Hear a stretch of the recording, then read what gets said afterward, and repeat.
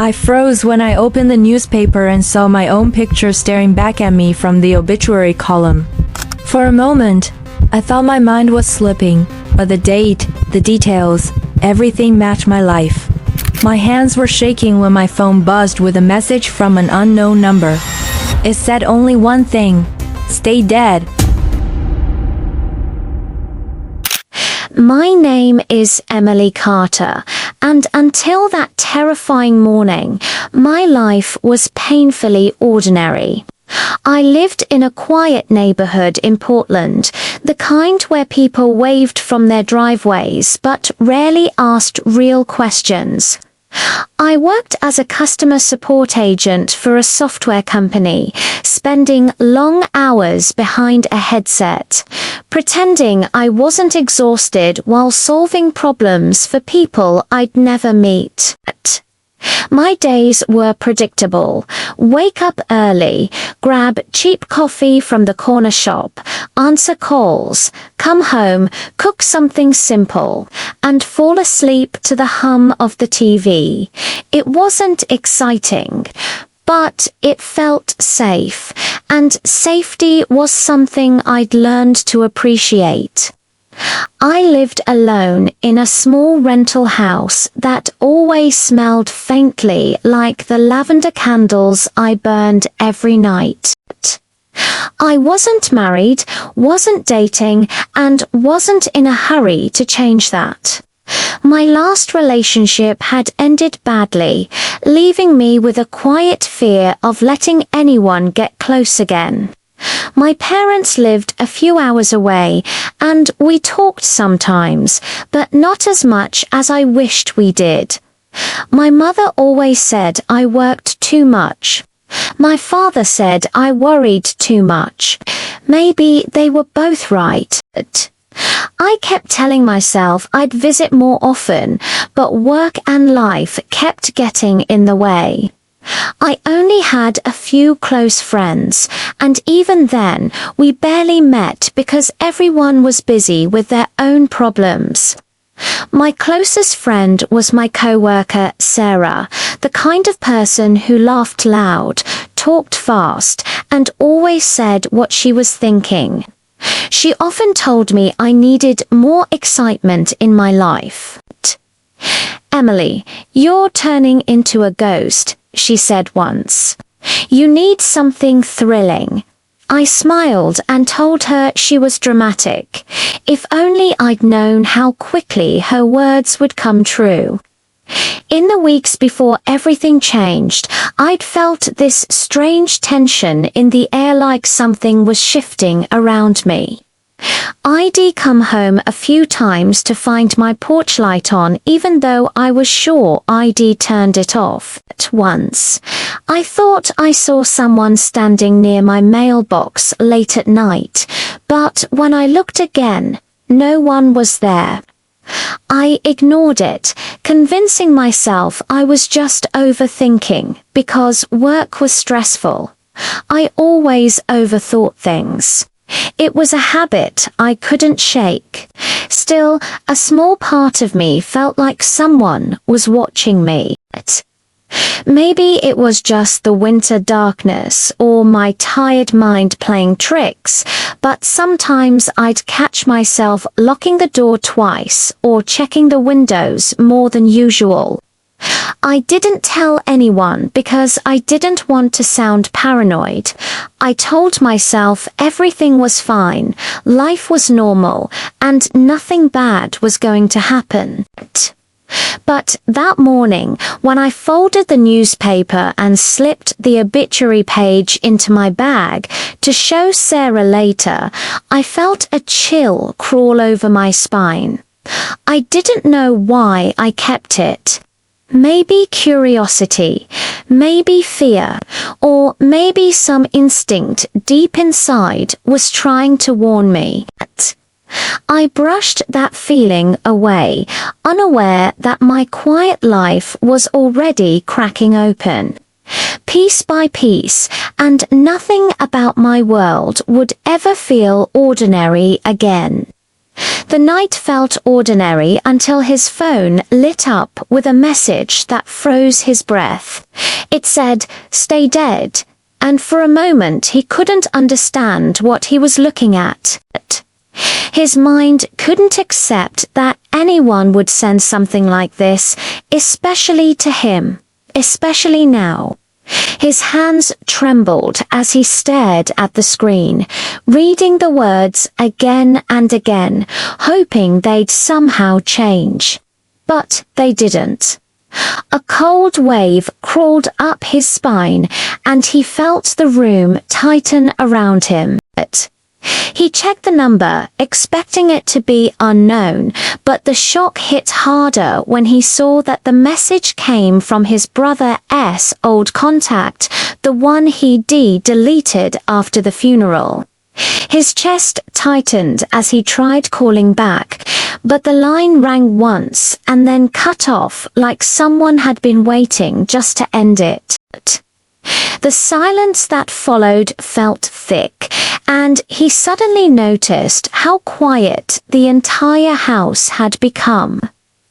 Even the hum of the refrigerator sounded distant, as if something was absorbing all the noise around him. He walked to the window, trying to convince himself it was some twisted prank, but the quiet street outside looked different tonight. A car he hadn't seen before sat at the far end with its headlights off, and he felt someone inside was staring right at him. When he blinked, the shape in the driver's seat leaned slightly forward, as if trying to study him. His heart pounded so loudly he felt it in his throat. He stepped back from the window and checked his phone again, but the message had vanished deleted on his own. That scared him more than the message itself. It wasn't normal, and he knew it. He felt watched, exposed, and completely alone in a house that suddenly didn't feel safe. For the first time since the funeral, he felt like something was reaching out from a place he couldn't understand, and he knew he had to tell someone. Even though a part of him feared that no one would believe what was happening. He didn't want to sit alone with the fear growing inside him, so he grabbed his jacket and rushed out of the house, hoping that talking to someone would make this strange nightmare feel less real. The cold air hit his face, but it didn't calm him. His mind kept replaying the message, the deleted text, the silent car at the corner. He drove straight to his closest friend, Mark, the one person who'd always believed him even when no one else did. When Mark opened the door, he noticed the panic in his eyes instantly and asked what happened. He tried to explain everything, the obituary, the message, the car, but the words sounded weaker every time they left his mouth. Mark listened, but a confused frown kept forming on his face because none of it made sense. Even he struggled to believe something this strange could be real. Mark told him it might be stress, maybe grief returning in a way he didn't expect, but he shook his head because it didn't feel like stress. He knew what stress felt like, and this wasn't it. Something else was happening. Something that watched him, followed him, waited for him to react. He asked Mark to check the obituary online, hoping someone else would see it too, but when they searched, nothing showed up, not a single trace of it. The newspaper website looked normal, like it never printed anything about him at all. That made the air feel heavier, and Mark's expression changed from confused to cautious. He told him they should talk to the police, but even that idea didn't feel safe.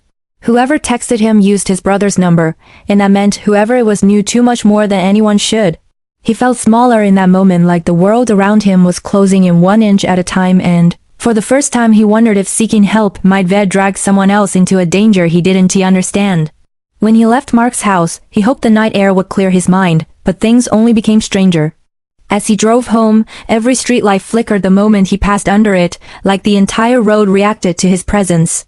At first he thought it was a coincidence, but it kept happening, light after light dropping into darkness behind him.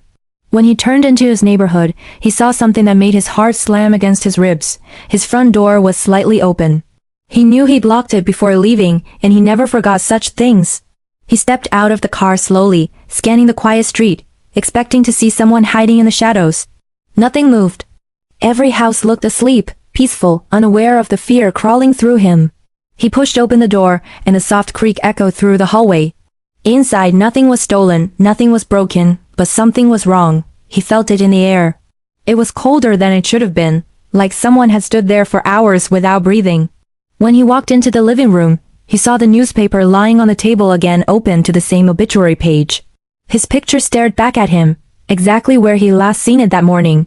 But this time a red circle was drawn around his face, and a single sentence was written beneath it in shaky handwriting. "You running out of time." He stepped back so quickly that his heel hit the table. His hands wouldn't just stop trembling because he knew he hadn't left the paper open like that. Someone had entered, waited long enough to leave a message, and slipped out without being seen.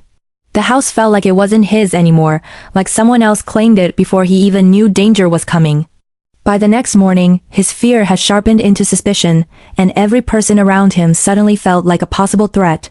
He started replaying every recent conversation, every argument, every strange moment from the past few weeks. His mind first went to his younger brother, the one whose number the warning text came from. But he pushed that thought away because blaming family felt wrong, yet the possibility stayed in the back of his mind like a shadow he couldn't shake. Then he thought of a coworker who'd been acting strange lately, someone who'd asked unusual questions about his routine and home schedule. He remembered a tense project at work that led to rumors, secrets, jealousy, and people who wouldn't mind seeing him disappear if it meant they'd move higher. But none of those suspicions felt solid. They were guesses, not answers.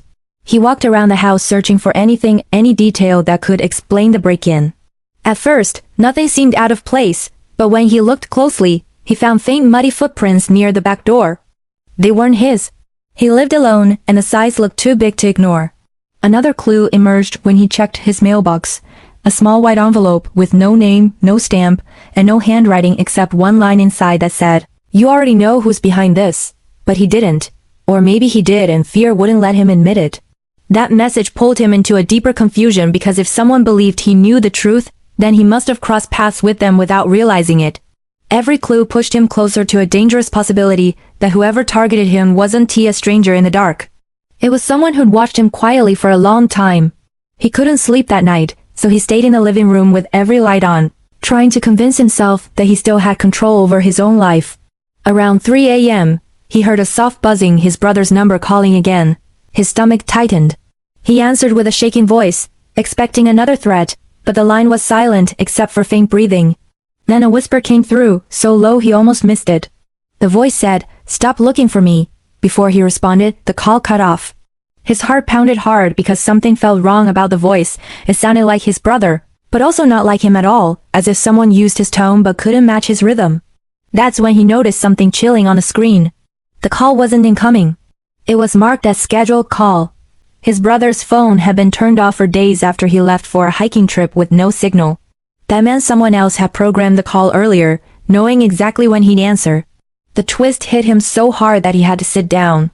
The clues weren't pointing to one person, they were pointing to a whole plan, a calculated one. Someone wasn't just threatening him. Someone wanted to erase him from the world step by step. The obituary wasn't a warning, it was the start of replacing him. The footprints in the house weren't random. They belonged to someone who moved like they'd lived there before. And the messages weren't pushing him away, they were guiding him toward a truth he wasn't ready to face. That night, he realized the chilling possibility that someone didn't want him dead. They wanted to be him. The moment the truth settled in his mind, fear pushed him into motion. He grabbed a small bag, stuffed only essentials inside, and left the house without looking back. The street felt too quiet, too empty, like the whole neighborhood held its breath while watching him leave. He didn't drive his car because he felt sure someone planted a tracker on it. Instead, he walked through side streets, avoiding cameras, trying to stay in the shadows. Every sound made him jump an opening window, a barking dog, a distant motorcycle. It all felt like signals, like someone waited for him to make one mistake. When he reached the edge of town, he called for a late-night ride using a fake name, hoping it'd buy him a little safety. The driver didn't talk much, which should have been comforting, but the silence made his fear grow heavier. He booked a motel room under another name and kept the curtains closed the moment he stepped inside. He sat on the bed with his back against the wall, trying to make sense of everything. But thinking only made things worse. If someone wanted to replace him, then they already knew where he lived, where he worked, who he cared about, and how he moved. Hiding suddenly felt useless. His phone vibrated again, even though he turned off location services. A new message popped up. "You're close. Don't make this harder." His breath caught in his throat because no one should have known where he was. He dropped the phone on the bed like it burned him and looked around the tiny room, half expecting someone to step out of the shadows. The walls felt too thin, the door too weak, and the space too small for the panic twisting inside his chest. He turned off every light and sat in the dark, watching the door with wide, sleepless eyes. Hours passed, but he didn't blink much because every time he did, He imagined someone standing right outside, waiting for the perfect moment to enter. He couldn't stay there, but he couldn't run forever either. For the first time, he understood the danger in a way he hadn't before. He wasn't escaping a stranger hunting him. He was escaping someone who knew every version of him, someone who wanted his life so completely that they'd break into his home, mimic his family, and send him messages that tightened the fear around his throat. And the worst part was the realization forming slowly in his mind. Whoever wanted to replace him wasn't done yet. They were getting closer, and he didn't have much time left to figure out why. By the next morning, his fear had changed into something sharper, a need to know the truth, even if it terrified him. He couldn't keep running without answers. So he opened his laptop in the dim motel room and dug through every message, every call log, every clue he'd collected. One detail kept bothering him, the muddy footprints in his house. He zoomed in on a picture he took before leaving, and that's when he noticed something he missed. The print had a small cut on the left side of the sole, almost like a slice someone made with a knife. He'd seen a mark like that before. On a pair of boots his brother owned. His heartbeat quickened, but then he remembered something even more unsettling. His brother never wore those boots on hiking trips. He used lighter shoes. Someone wanted him to think it was his brother, but someone also left the wrong clue on purpose.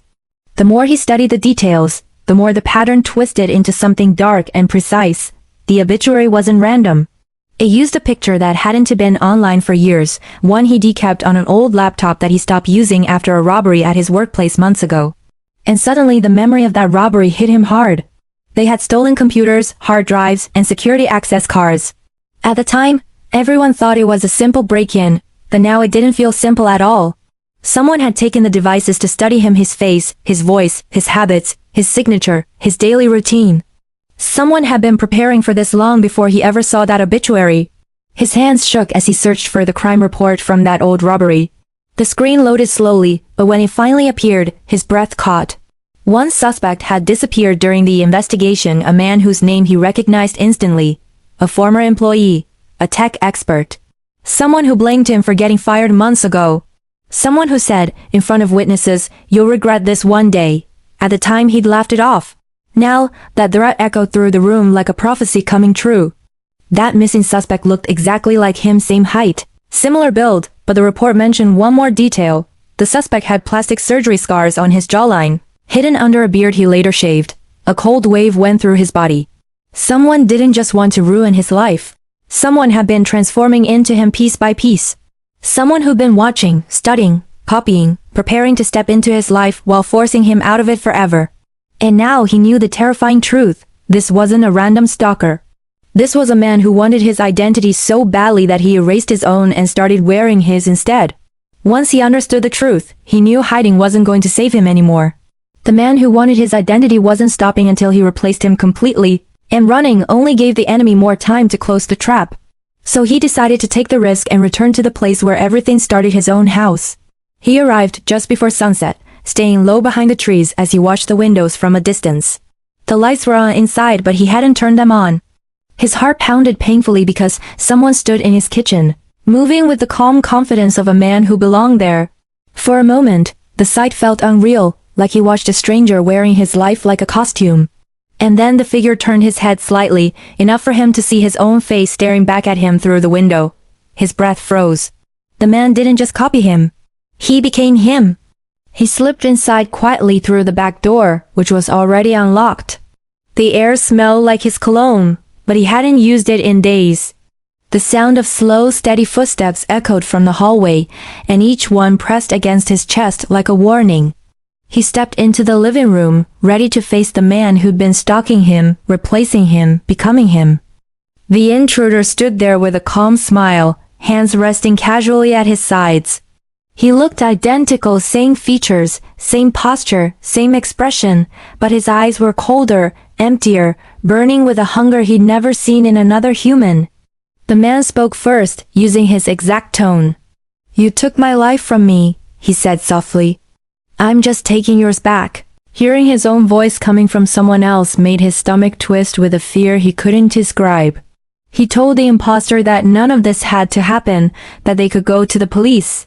But the man only laughed, a perfect imitation of his laugh, but without any warmth. The imposter stepped closer, explaining how long he prepared, how he studied him for months, how he learned to move like him, speak like him, breathe like him. The world already thinks you're dead, the man whispered. All that's left is to finish the part you ruined by surviving this long. Then the imposter lunged. They crashed into the table, sending everything flying, and the room filled with the violent sound of two identical voices struggling for control. He fought with everything he had, knowing that losing meant disappearing forever. The imposter was stronger than he expected, but desperation gave him strength he didn't know he had. They stumbled into the hallway, crashing into walls, each trying to overpower the other. The imposter grabbed him by the throat, pushing him against the wall as he whispered, "No one will miss you. They'll only see me." But he forced himself to stay conscious, grabbed a glass shard from the broken frame nearby, and struck the imposter's arm, then his shoulder, breaking free from his grip.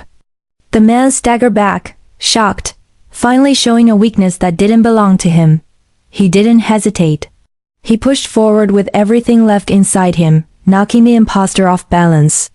They both fell, but the imposter crashed harder, hitting his head against the edge of the table.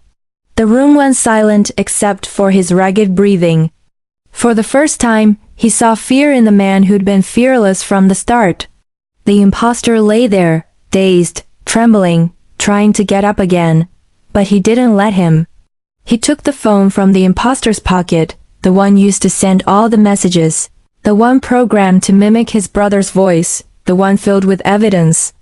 The imposter reached out weakly and whispered in his stolen voice, "This was supposed to be my life." But he stepped back, shaking. Realizing he'd fought for more than survival, he fought to keep the right to exist. And for the first time since the nightmare started, he felt like he wasn't the one running anymore. Now the truth was exposed, and the man who tried to replace him lay defeated at his feet. The police arrived minutes later, called by the noise from the neighbors who'd finally noticed the chaos. The imposter was still alive when they carried him out, handcuffed, bleeding, and silent. Watching him taken away felt surreal, like he'd just seen a mirror image of himself fading into the distance. The officers asked endless questions, and he answered every one of them while holding the phone that proved the truth, every message, every plan, every digital piece of his stolen identity. Days passed before the weight of what happened truly hit him. He wasn't dead, he hadn't disappeared. He'd been erased on paper, but he'd fought his way back into existence. The newspaper printed a correction a week later. False report. Local man declared deceased found alive. Seeing that headline made him laugh quietly, though the sound carried more exhaustion than humor. People stared at him differently now, some curious, some suspicious, some just relieved. But deep down, he knew no one would ever understand what it felt like to fight someone wearing his own face. He moved to a different city, somewhere smaller, quieter, and started over. He kept his new address private, bought a new phone, changed his name slightly, and tried to live again. But at night, when everything went silent, his mind replayed that moment when he first saw his picture in the obituary. The image never left him. One evening, as he sat by the window watching the sunset, his phone buzzed. For a second, he thought it was just a random notification, but the number on the screen made his heart skip. It was blocked. The message contained only 2 words, "Not over." He stared at it, frozen, the old chill returning to his skin. Maybe the imposter has someone else helping him. Maybe another copy existed somewhere. Or maybe the message was just his mind refusing to let go. He deleted it but couldn't shake the unease curling inside his chest. As darkness fell outside, he closed the curtains slowly, whispering to himself that it was finally over. Yet, somewhere deep down, he knew stories like this never truly end.